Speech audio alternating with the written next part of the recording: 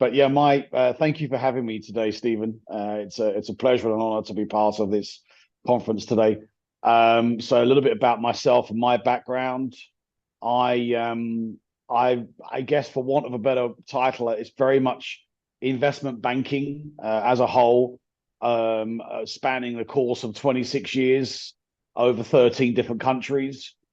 And very much been involved in commodity trading, which I was doing, and running asset management for all of GCC. I'm ex HSBC and Barclays. HSBC was Southeast Asia, and now for my sins, I'm very much heavily involved in the VC world. Just about to go live with my first ever VC, which is very specific for the fintech industry on no specific geographical location or trend, as the trends can change all the time with small things like pandemics, and very much on a focus of an ethical fund. And when someone says to me, well, can you explain to me what you mean by an ethical fund? It sounds good, but what do you mean? And when I started explaining it, it started falling into like the ESG, diversity and inclusion, and sustainability. Obviously, not to confuse sustainability with ESG either. Yeah. And not saying that we're an ESG fund, but it's very much that this is our focus. And I think for the first time in my history of being in the markets now for 26 years, I'm seeing more money that's come out of the markets than ever before. More liquidity than ever before. But I may be ridiculed for saying this, but I think gone really, in my personal experience, have the days of making a buck. You know, like let's see what's going to make us a profit. I think it's really, people are really conscious of dare I say, sustainable investing and looking where their funds are going, rather than just investing for the sake of investing and making a profit. And this is certainly what I'm finding. And when that message has gone out to my LPs, i.e. my investors, it was very evident, based on the fact that within about 5 or 6 weeks, I was able to raise $2 billion. So I think with that in mind, and then focusing on certainly the diversity and inclusion part, and it was really going out and around finding people that were smarter than myself. And yes, it was easy, and it was just very much along the lines of my going hold of my black book, with going through my contacts, you know, and when I recently, when we moved back home, and back home for me is Dubai, when we moved from Geneva, you know, the head of the banking committee for Saudi Arabia has joined, I'd like to say, our cause, and sits on my board. You know, we have 16 board members from 9 different countries who are 90% of them are older than me, more experienced than me, and can teach me. And I also, based on the fact that we're very fintech specific and focused as a Series A, our ticket size is a $10 million to $100 million. And we're also opening up our fund, let's call it Taranis 2.0, which again is going to be set up in Riyadh. And that is not fintech specific, but that is staying very much regional, especially with the 2030 vision as well. So yeah. Amazing, Nick. That journey that you described, and what you've actually accomplished and what your vision is right now, we're going to delve into it a little bit more. Is a true testament to all the experiences and the capabilities, all the expertise that you've drawn from different types of roles here. And we're going to delve into how you're actually dealing with it. And you just mentioned about board and the different people that are coming in and advising, but also working with you to develop this fund, and you know, Taranis 2.0 as well. So we'll talk a little bit more about that and what that actually means to you, and how you could help other leaders and business leaders along the way. So let's talk about capital raising. for a moment. So Nick, with your deep experience in capital raising, across these different funding sources, funding types, what kind of key strategies would you recommend to business leaders, new entrepreneurs? And remember, entrepreneurs, large word. An entrepreneur could be, it's a mindset. I would call it's a mindset. Business leader could be an entrepreneur as well. But what kind of key strategies would you recommend to entrepreneurs looking to secure investment for the first time? How should they prepare to meet that investor expectations, to navigate through that complex landscape? Because what it was before and what it is now is different. So any practical strategies for new entrepreneurs? Absolutely. A very good question. Although a flippant answer, one would also say that you're never prepared. And you'll go into a minefield and hang on, I thought I was prepared for this. And so that's my quick answer. But really, for new entrepreneurs looking to secure investment, my first piece of advice is to thoroughly understand their business model and markets first. Many a times, let's elaborate on that slightly. Many a times have I been a panelist, judge. I'm a NED, I'm an advisor to a few different companies. I'm involved in a lot of different government programs, from the UK to Singapore to the UAE, and it's interesting that when they come for funding and they're looking for capital raise for their growth, they're nowhere near as prepared as they thought they were. I think this really goes back to my first point: understanding their model and understanding their market, and having that passion for it as well. And this means having a solid business plan that can clearly really outlines your value proposition, target market, competitive landscape as well. This is obviously a very important one, and financial projections. And investors are looking for opportunities where they can see a clear path to growth and profitability. And sometimes this is very muddied water. In fact, no, sometimes, quite a lot of the times, this is very muddy waters. And it's to really, I always tell people to they want to, when they get in front of investors, to meet investors' expectations. Really, entrepreneurs should build a strong team. I'll take myself, for example. I have an awful lot of experience in many different countries, and understand what it's like to start a business up from scratch, and blood, sweat, and tears, quite literally, put into it. When I first did it, I think the biggest mistake I made was really chasing the money, which is another point I'll get to a little bit later. But it was chasing the money, not the value, and focusing too much on that. And this is a mistake that I made. And again, as a real entrepreneur, you've got to be able to make these mistakes to learn by them.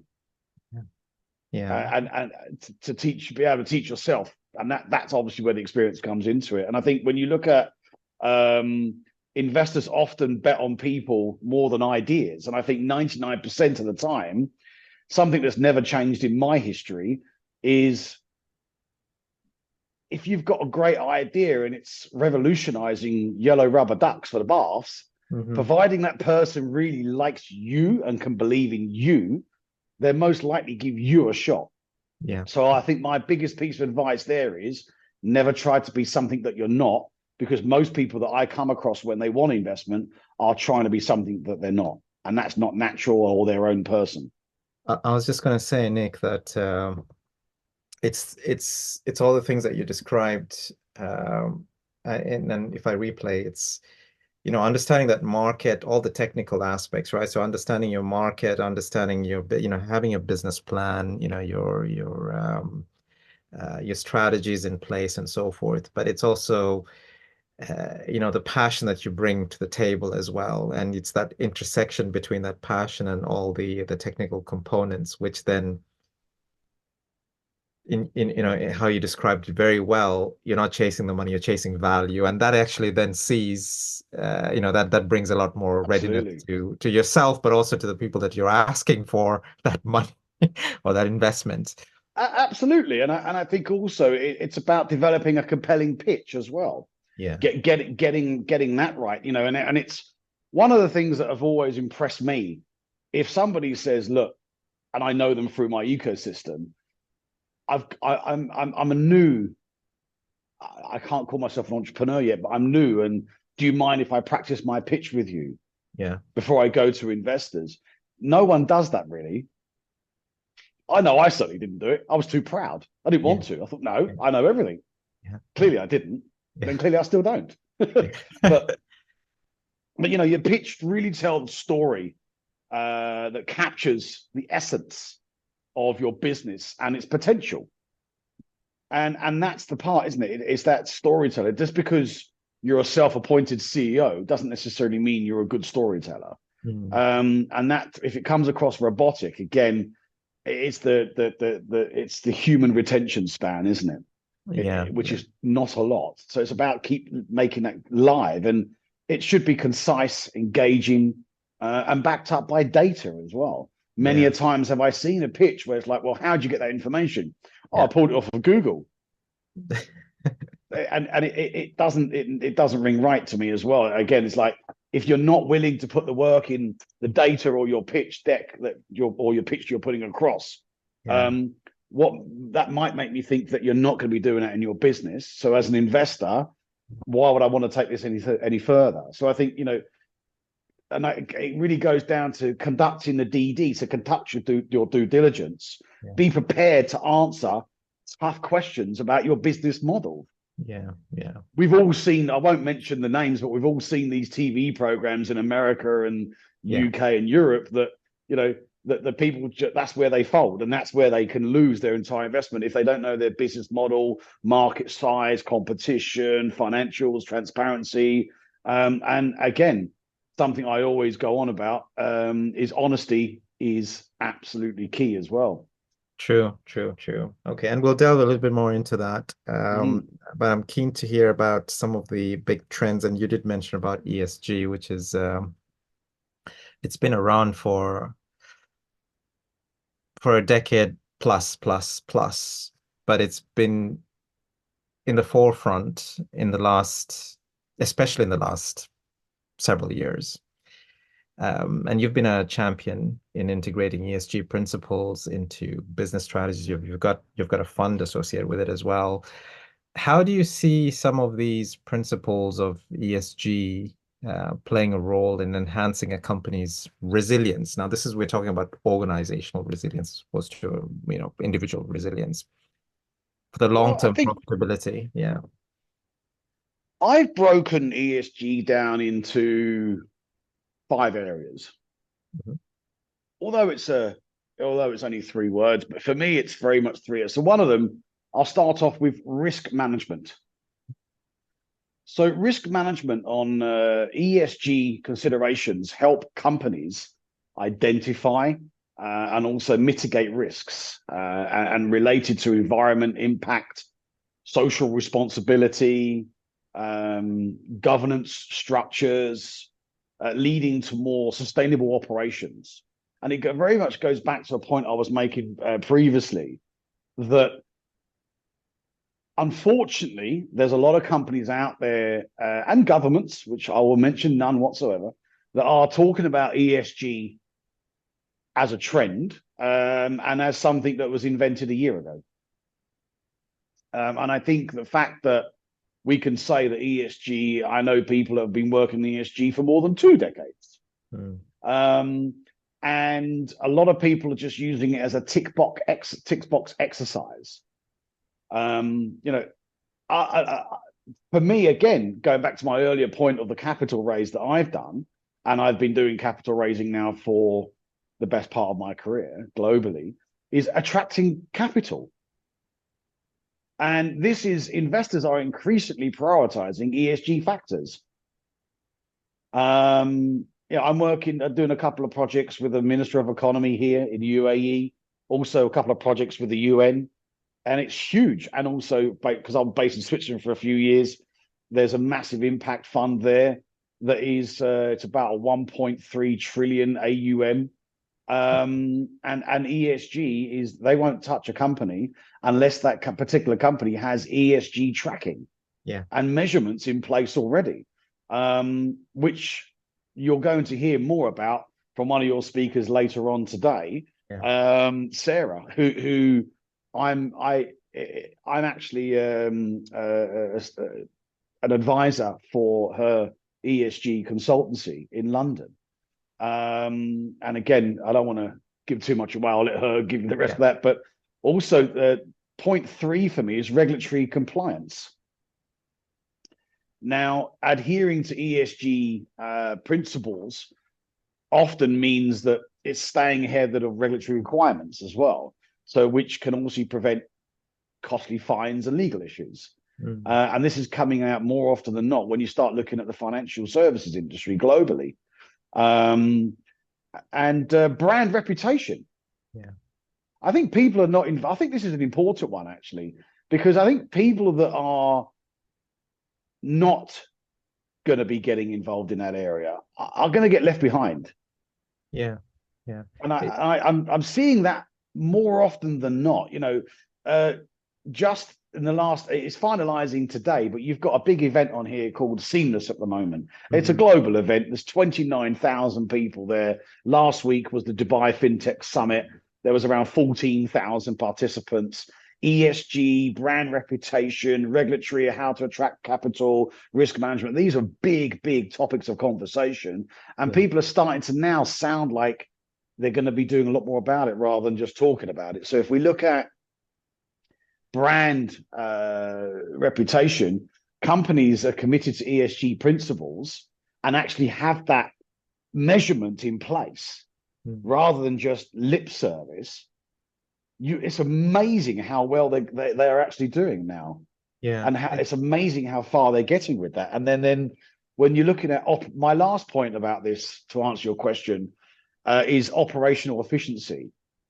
And again, ESG initiatives such as energy efficiency, waste reduction, this all can lead to cost savings and operational efficiencies in the global market. And companies, I guess, in finalizing my point, that prioritize ESG, they're better positioned to adapt to changing markets dynamics and regulatory landscapes, which are changing all the time, and also consumer preferences, ultimately driving long-term profitability as well. And people often say, like, oh no, ESG and diversity, inclusion, and profit should never belong in the same room. I disagree with that wholeheartedly. I agree with you on that point, but broadly as well, on all these different strands as well. And as you were describing brand reputation, I mean, when we even look at talent, the workforce, they're actually looking for companies that are aligned with ESG principles as well. And very much they want to be inclusive, or they want to be included, or they want to be part of an organization that actually takes this seriously as well. It's not just about tree hugging, right? It's much more broader when you actually delve into absolutely into the DNA of massively. ESG. I often find myself saying that I'm not a tree hugger, but this is what's important to me, and these are the issues that are important. Excellent. So Nick, that was a good segue around ESG and bringing some light around that. Well, I'm keen to hear about some of the global entrepreneurial challenges. I mean, like as you were describing at the start, navigated through your journey. You've had a great background with different countries, different industries, international markets, which is very key in these days. What are some of the unique challenges that global entrepreneurs, and let's talk about entrepreneurs in that broader context here, business leaders, how can they turn those challenges into opportunities for growth and innovation. It's another big word there, innovation. Good question. As you were saying that, I was very much thinking of cultural differences. Yes. Yes. As a first point. Navigating a diverse culture, norms, and business practices can be very complex. And entrepreneurs, they've really got to adapt their strategies to fit local contexts while maintaining a consistent global brand. This is really, really important for cultural differences. And I think, like, a prime example is I'm based in the Middle East. I've also, when I was HSBC, I was over in Southeast Asia. And I've also lived in America. And that's three prime examples of cultural differences. And what a shock to the system that's been. Yeah. And that's just three parts of the world that I've lived in.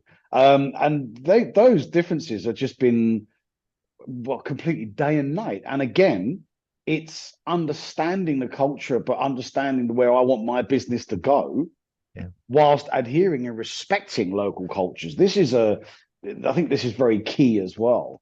It is a little bit like, well, if I'm going to I want to respect a certain person's country and their cultures rather than bringing in my own, and I'm going to transfer that into my business as well. Yeah. You look at regulatory viability as well.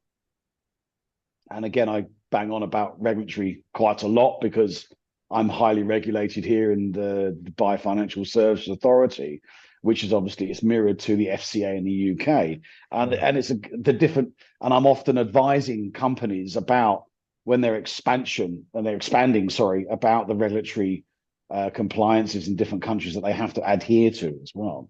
Yeah. And this can be vastly different. Different countries have different regulatory environments, which can again complicate operations and expansion efforts. Yeah. You can get so wound up with it and really get into the weeds of it. It stops you from doing business. So this is something we've got to be very careful of. And again, I think as an entrepreneur, it's easy for me to turn around and say, well, you need to have a big team around you. Well, 9 times out of 10, an entrepreneur that's just starting out a new business doesn't have that luxury. So every country they go to, well, if they're starting a new business, they're not from that country, getting into the government and finding out what they're offering, you'd be amazed at what governments are offering entrepreneurs nowadays. Yeah. I did trade missions for the UK government as an entrepreneur for a company in London that I co-founded in mixed immersive technology. And the government, the help that they gave us was just immense. Yeah. It really was. And I'm often saying to entrepreneurs, are you aware of this program? It can help you with this, and you can get free advice on that. And suddenly you have a team around you, but cost you nothing other than a bit of time. Yeah. No, it's absolutely true. And I'm just drawing on some of the things that you mentioned earlier: cultural differences, recognition of that, regulatory pieces, being mindful about that. And then this last point around what offers are there from the government per se. I mean, like, it just reminds me of one of the events that I held with the Canadian High Commission and the UK Trade as well, where this was one of the big topics. How could we bring in businesses to Canada and from Canada to the UK as well? And these are the offerings that the government actually offers. And it was surprising to quite a few people that there is actually quite a few programs that's available. Well, that's what I've done with the Mayor of London. That's it. Yeah. You just need to exactly the plug same thing. into It was shocking. Yeah. And how they're going to open up businesses. And it was shocking to me that they were like, right, we're going to do this trade mission and you're going to go to this ambassador's residence and that ambassador's residence. And yes, flights are covered and accommodations covered. And you're like, wow, okay. So it's really just going to cost me time. And I'm going to be able to open up doors I never thought imaginable. Yeah. But now just drawing it back to an individual business. So yes, of course, access to some of these programs are good. Is there anything additional from a leader perspective that you would advise uh, established leaders or even new leaders coming in to draw on these aspects to become a little bit more successful as they navigate through whatever model, whatever business that they're trying to achieve? Well, I think you mentioned it a little earlier. I always say focus on innovation and leverage your local partnerships. And I think that it's all for me. It's always been around about surrounding myself with the right people, and that's very difficult in every country I've ever lived in. Yeah. And trying to find. And I know this is very controversial, but I often find that as an entrepreneur, enemies may be the wrong word, Stephen, but the worst people in your life, let's just say when you're setting up a business, are the people you could never imagine in a million years who they'd be. Mm-hmm. Friends and family. Yeah. And staying true to yourself and true to your business ideas and to the people who are around you, whilst balancing that, is one of the most difficult things in the world to do. But staying true to yourself and your ideas, while taking the right experience, I think can often be fruitful as well. And that's really a core thing within an individual. And that's I would say it's a big definition or a part of resilience, I would say, being true to yourself, It is. knowing yourself and learning to know yourself because you continuously change, but your core values there. Mm-hmm. Okay. Nick, I wanted to delve a little bit more into diversity and inclusion here. So you're committed to diversity, and you've seen it, diversity with a capital D and diversity and Mm-hmm. inclusion. How have you seen some of these initiatives impact not only strategic but also operational decisions in businesses? Do you have any advice to businesses, whether they're starting up or whether they're scaling up? How can they build these values into their operations? What's worked, what's not worked? I know I've kind of added about 3 or 4 questions within it, but it's along the topic of diversity I'll and do my best inclusion. to answer it. Yeah, yeah, I hope it answers your question, Stephen. For me, I've broken it down into 4 areas. I as somebody that converted to Islam nearly 20 years ago for love as opposed to religion. But my wife is from North Africa. My kids are born in the Middle East, and I again worked in so many different countries. And I think, look, diversity and inclusion, profound impact on both, again, operational and strategic decisions in business. yeah, And how is enhanced creativity and and innovation. This is something that I have found in a very, very big way, because diverse teams bring different perspectives on yeah, projects and brands and ideas, and leading to more innovative solutions and products. It's amazing how it can open up. mm, If I'm, no disrespect to a fellow person from London, but if I'm just speaking to another one of me, okay, it may be a great idea, but what do we really know about that brand or the innovation side, or what other people are thinking about it from around the world? Not a lot, yeah, because we don't have that around us. So I think this is obviously a big point that I would emphasize about getting other people's views, because we say two heads are better than one, but in this case, it's 5, 6, 7, or 8 heads are better than one. Asking friends and other people around you for their opinion. It's amazing how it can open up closed doors in your brain. yeah, yeah, And I think we look at improved decision making as well. This is something that I found throughout living 13 odd different countries. Inclusive environments encourage broader participation and diverse viewpoints. yeah, yeah. And this is something that if you're open-minded enough, it's that diverse viewpoints. Yeah. This is really key. And Yeah. if we very much we forget that we have two ears and one mouth, not the other way around. I think if we can utilize that, I like I which like that. my Yeah. wife may not agree that I just said that, but anyway, she it's a fact in that sense. But and also attracting talent. Yeah. Companies that are committed to diversity and inclusion are more attractive to top talent in today's world, Mhm. particularly among younger generations who prioritize these values. Yeah. And again, I would emphasize so strongly, going back to looking at the ESG perspective as well, is you can soon tell the people that are serious about it or the people that are just doing a tick in the box. Yeah. Yeah. Yeah. You can No. soon see through that, because I Yeah. think my final point on that, Stephen, is market understanding. Hmm. And diverse teams are better equipped to understand and also serve diverse customer bases. Yeah. This is massive, Yeah. especially with the way the world is, leading to more effective marketing and also customer service strategies. Yeah. Yeah.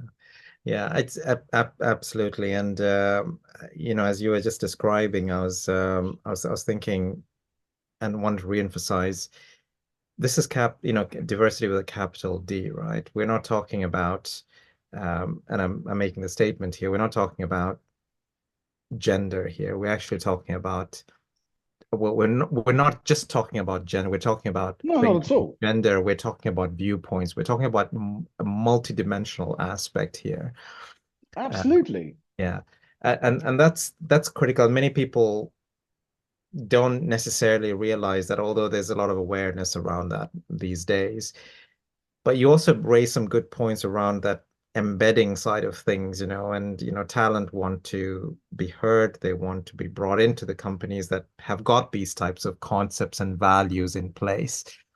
I think one of the Absolutely. things that I've actually discovered, even when I speak with companies, is I know you mentioned this. It might be textbook and it might be there on paper, but it's not necessarily lived in the company. I think it sometimes comes down to the leaders themselves on how they embody, but also how they push that set of values into the entire culture, right? So that it's kind of felt within that, and that A could be a hun- challenge itself. 100%. Yeah. I mean, you look at my board. Um, I've made it in the last 12 months from moving from Geneva to Dubai. During that period, I've made it that time to not rush into anything, but really focus on getting the right people around me. So when I look at the 16 board members I've got from 9 different countries, from India to the UK to the US to Middle East to the Cayman Islands. Yeah. One of them, as we both know, is a Dr. Bishna Kotak. She Yeah. got her MBE from the late Queen of England in diversity and inclusion in the PE and VC markets. And another one of my board members, Joel, he got his OBE from the King of England in exactly the same area, looking after very much the African community of Northern England. Yeah. And again, I'm humbled, but they've joined my board because Yeah. I learn from them daily. Yeah. Yeah. And I think it comes down to and uh you bring that principle within yourself, to be aware that you need to learn as a leader and to be open-minded to hear those views as well, That's the because magic word. that's it. Yeah. That's the magic word. No matter Yeah. everything else, that's the magic word. Yeah. Open-minded. Yeah, yeah, no, absolutely. Okay, Nick, that's wonderful. Thank you. Let's come back to venture capital here. So Mhm. there's obviously lots of debates around the role of venture capital in potentially steering companies away from their original missions to satisfy growth. and return expectations. But how do you ensure that ventures that you support can maintain their core vision while scaling up and satisfying investor demands? Got to be careful how I answer that question because I don't want to Oh, give go away for it. too much. Go for it. Go for it. Go for it. Go for it. Go for it. Yeah. Well, I think, look, I'm Like not going to talk. you're more than welcome to keep it neutral as well, but it's a Sure, sure. viewpoint. Yeah. I'll give you a good viewpoint on it, I believe. And again, it's always with me, it's always going to be about personal experience, not Hmm. something I've read or something that's been told to me. My personal experience of being involved in the capital markets or being involved in investment banking for over 2 decades now. Um, Unfortunately, I've been on both sides of the VC world. Yeah. Um, and unfortunately, VCs, and I feel I have a right to say this as a VC myself, they don't have a great reputation. And I think this very much goes down to, again, ESG and diversity and inclusion can play a massive part of this for all the points that we've already discussed, Stephen. And what I mean by that is VCs typically have this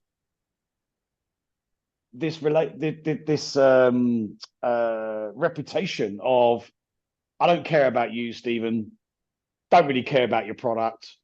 Yeah, oh, okay, we can see it working. All right, okay, we'll put some money in, and we're going to control this, which is a whole nother segment that will probably take about another hour of value add capital rather than non, Yeah. which is the biggest mistake 99% of entrepreneurs make about getting capital that has no value add. They're just chasing the money. The investors are chasing them every single day for an update. Business is not getting done and businesses fail. But if we look at really the role of any entrepreneur, and getting the right capital in place, it's looking at alignment of values. Yeah. Yeah. This is one of the, I've broken it down into 4 areas, and I'll elaborate slightly. It's crucial to choose investors whose values and vision align with those of the company. Yeah.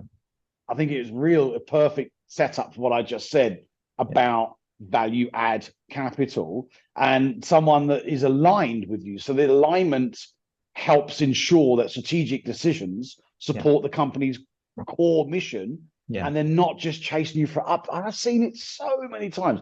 Someone says to me, "Oh, I've got these investors and I've got money." I said, "Great, okay, well done for you." And what value do they bring to the company? Oh no, they bring a lot of value because they're investing money. Yeah. I'm like, okay, that's not value. Yeah. That's not value. And you got to remember, they've invested into you because this is also another point I would make, a clear communication. You've got to make sure that you are the one with the opportunity. Mm-hmm. Just because they've got money, they're investing into you because you've got the opportunity. That's and I right. always stress that to entrepreneurs. Remember that. Just remember that, because it's very easily lost when it comes to finances. So again, maintain open and transparent communication, and staying aligned and true to your own meaning and messaging, and not allowing someone else to take you on to a completely different path. Have structured growth plans. Yeah. Yeah. This is also, I think, very important. Develop growth plans that scale the business while staying true to its mission was another area. And board composition. Yeah. Yeah. So ensure the board of directors includes members who are committed to the company's mission and can advocate for strategic discussions. I've seen so many people go, "I've got an amazing board." Really? Yeah. What are they doing for you? Yeah. Well, nothing. It just looks good. And I'm like, that's not really going to get you where you need to get to, and then again can be another fall of the company. Yeah. Yeah. No, it's spot on. People don't know how to leverage some of these committees and boards and the diversity that the people bring to the table as well. So we're coming to a close very shortly, Nick, and I wanted to just build on some of the things that you've mentioned over the last 30 minutes or so, 45 minutes. actually, and very good discussion here. So if we had to summarize some of these practical strategies for, let's call it scaling up now. And in any organization, you might be thinking about scaling a business department or even a business as a whole. You're scaling yourself, Nick, your organization. What are some of the considerations that business leaders or entrepreneurs need to think about within that realm of being resilient to take those operations to the next level? What are some of those practical strategies that three or four that you think entrepreneurs need to have in place or kind of embody? Um, I'm not sure we have long enough to answer that question, but I'll do my best. In a very in a nutshell. We've got some time, but please, I'd like to hear your views. Well, I think, look, if I were to bullet point it, it would be resource sharing, Mhm. such as distribution networks, technology capabilities that can obviously reduce cost and operational complexities, innovation and adaptation. Again, collaborating with local partners can foster innovation, Yeah. and adaptation as well, as they bring unique perspectives and understanding of local market dynamics. Yeah.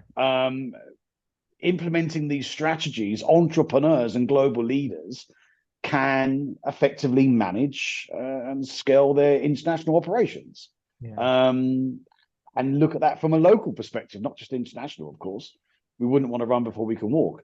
And addressing common financial and not ignoring operational challenges such as market penetration, and regulatory compliance, cost efficiency, risk mitigation, scalability, everything we discussed earlier about building a strong team, developing a compelling pitch, conduct due diligence, all these areas. These are all the strategies that when I first started out on my first business, I clearly thought I knew everything. Mm. And it failed because I didn't. and I just wasn't willing to be open-minded and listen. And I think one of the number one, it's easy for me to say, but again, the number one clear advice I can give to any entrepreneur, and I don't say any entrepreneur, also to established entrepreneurs in big businesses that Yeah. have been there and done it 6, 7 times over. Yeah. It is that resilience. It is that not giving up. And 9 to 5 doesn't exist. Monday to Saturday doesn't exist. And I think it's very easy, slightly going off piste somewhat. It's very easy to want to go out and do other things in the belief that it will come, but it never does. And I think just not giving up has been the key to my success. Yeah. Yeah. No, wonderful, Nick. This has been really insightful. You've covered a number of critical points that leaders, as an individual, um, entrepreneurs with their mindset need to adopt and embody as well, and all the different complications that they would need to navigate through. But more important, I'm going to emphasize on the word embody as well, not just being performing as an entrepreneur. They need to embody the different concepts that you are describing there, which is really helpful.